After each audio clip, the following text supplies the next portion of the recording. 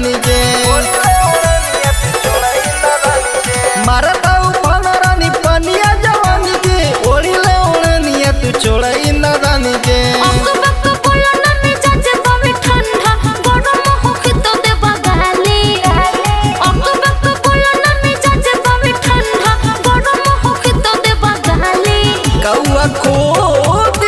खाली खुला फल जदी फाली अदागी चोली मधुनाली खुला फल जदी फाली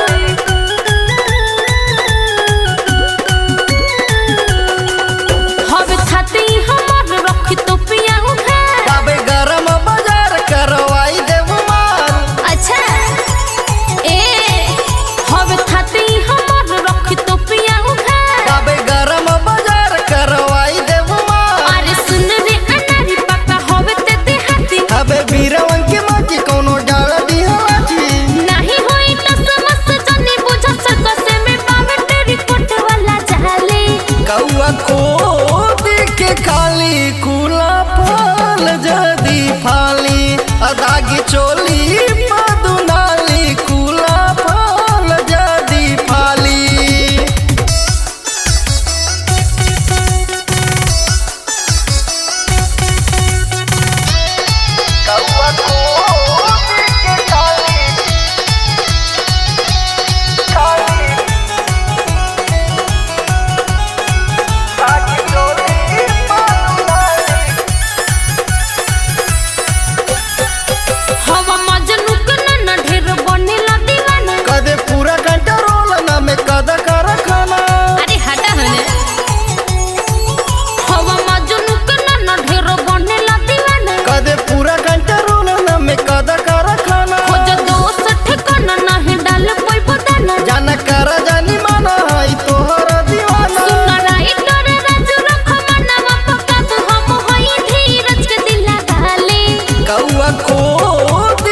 खाली खुला फल जदी फाली अदागी चोली मधुनाली खुला फल जदी फाली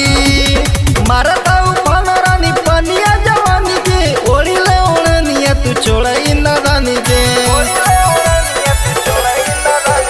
मारता उफान रानी पनिया जवानी के ओढ़ी ले ओढ़निया तू छोड़ई न रानी के